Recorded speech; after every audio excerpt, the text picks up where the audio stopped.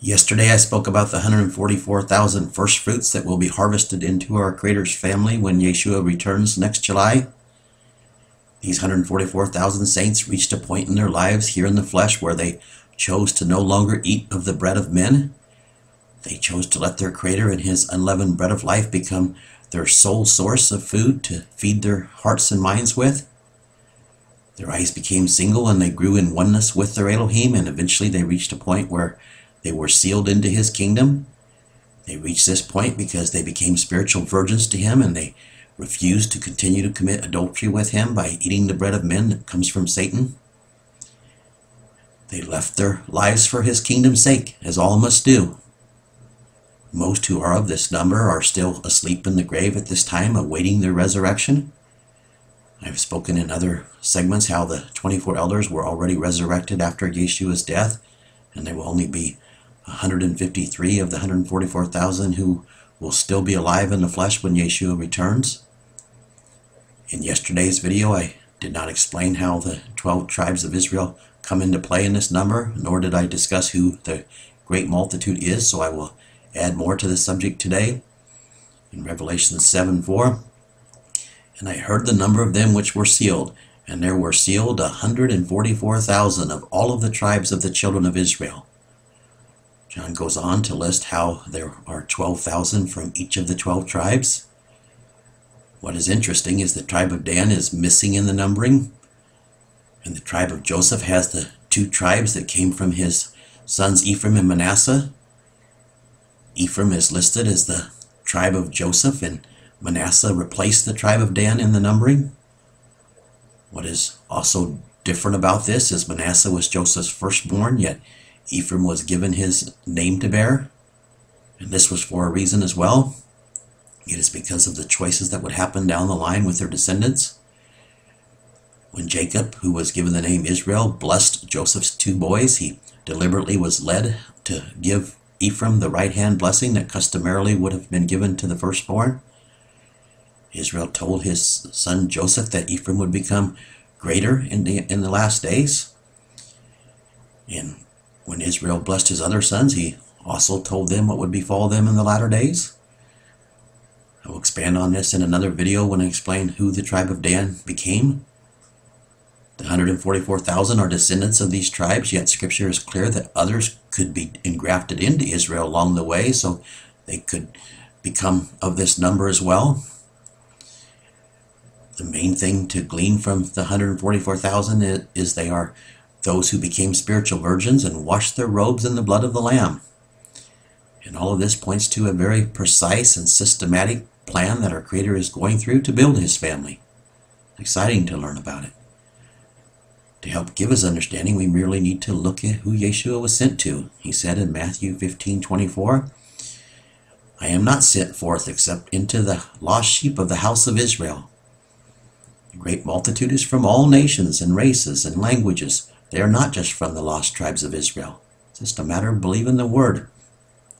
The 144,000 are from these tribes and those who were engrafted in with them.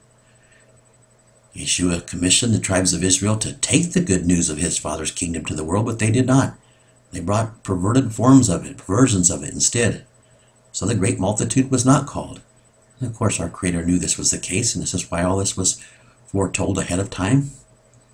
It's all part of, He had to give His free will to accomplish His purpose and stuff, yet He has known how this is all going to come together. The seed for many who will become a part of this great multitude is being called at this time, but sadly it is going to take a time of great trouble to get them to seek His kingdom and to even listen to His offer to deliver them. And this seed will have to wash in Yeshua's blood just as the 144,000 had to if they're going to be delivered into the 1,000-year reign when they can grow to become a part of this multitude. There's much confusion on who the multitude is referring to in the different beliefs that are in the world today. Many think that they are the Gentiles who confess Yeshua's name or confess a pagan version of it with their mouth, who will be raptured away, or some other version of this when Yeshua returns. Others think that this group is speaking about the 144,000 just in a different way. Neither is true. These prophecies were not recorded in a way that they can be figured out by man. Understanding must come from our Creator. After we are given the breakdown of the 12,000 from each of the 12 tribes in Revelation chapter 7, we are told in verse 9, and with these, speaking of those with the 12,000 from each of the 12 tribes of Israel that make up the 144,000 that John was being shown, and he says, and with these I saw a large group, or a great multitude that no man could count, from all nations and races and people and languages, standing before the throne and before the Lamb, clothed in white robes and palms in their hands, and cried with a loud voice, saying, deliverance or salvation is unto our Elohim, which sits upon the throne, and unto the Lamb. The book of Revelations is not written in chronological order. It jumps around, as does other prophecy. And it is a book of prophecy that has to be revealed, just as all prophecy must be revealed. And prophecy is revealed in our Creator's perfect timing, to whom He will reveal it to. The Apostle John recorded these events as he was shown them, and not as they would happen later in real time. These verses do not say that this group will be in the first resurrection. This is implied by the readers. They say that this group will be with those who are in the first resurrection, but they do not say when they will be with them. We are simply being told that there will be a great multitude who will also be given white robes, because they will also wash in Yeshua's blood. When will they be given these robes? This then is explained elsewhere, and it will be at the great white throne of judgment. Here a little, there a little, and everything makes sense. John's vision shifts to another scene in the next verse. Takes us up into the throne, verse 11. And all the angels stood around the throne, and the elders and the four beasts fell before the throne on their faces and worshipped Elohim, saying, truly the blessing and the honor and the wisdom and the gratitude and the majesty and the power and the might be to our Elohim forever and ever. Truly, truly all praise and honor to Him indeed. As you can see, there are other things going on in this vision that John is seeing. That's the way it is with the whole book of Revelations. He was shown the 144,000, then he was shown this large group that was with them, and then he is shown the angels and the elders and the four beasts at the throne. Then the attention goes back to those who would be given white robes. One of the elders perceived that John was wondering who they were, who were clothed in the white robes. So he said in verse 13, and one of the elders answered, saying to me, what are these which are arrayed in white robes, and where do they come from? And I said to him, Master, you know. And he said to me, these are they which came out from great affliction, and have washed their robes, and made them white in the blood of the Lamb. Is he talking about the 144,000 who will be given white robes? Or is he talking about the great multitude who will also be given white robes at the great white throne of judgment? Both groups will have had to have washed in Yeshua's blood. The 144,000 certainly washed their robes in His blood during a time of affliction, a time of great affliction indeed. They had to do it with Satan and his crew on the loose, and they had to do it not knowing the day of Yeshua's return. And they certainly didn't have the 144,000 guiding them, because they weren't resurrected yet, because they were becoming them. So they had all sorts of obstacles. And those who will be delivered through the coming time of Jacob's trouble will need to wash their robes in His blood, as I said. And these will certainly be able to become part of the great multitude. But there's also a third group that can become a part of the great multitude, who were not of the 144,000, nor of those who will be delivered through the coming time of trouble. So this certainly makes it confusing if it was talking about those who will be delivered, just be delivered through the coming time of tribulation. The answer lies in understanding the whole prophetic timeline and when the latter harvest will be harvested.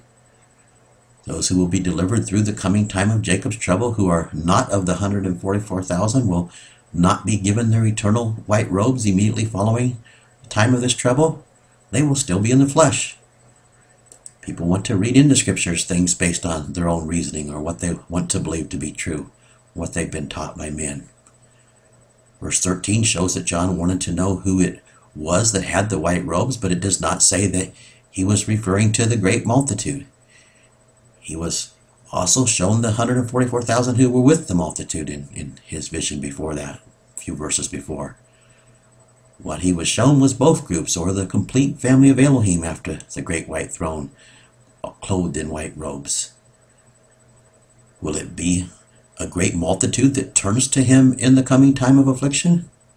Or will it be a remnant of Israel and those from other nations and races who turn to their Creator during this time of trouble? I do know that those who will be delivered through the coming time of trouble will be the seed of many who will be in the great multitude that is the latter harvest. But there will also be those, I said, of the first 6,000 years who will be resurrected at the great white throne, who will be able to become part of this multitude. And these certainly will not have went through or not have gone through the time of Jacob's trouble, because they will have either died in it or died in the nearly 6,000 years before it started.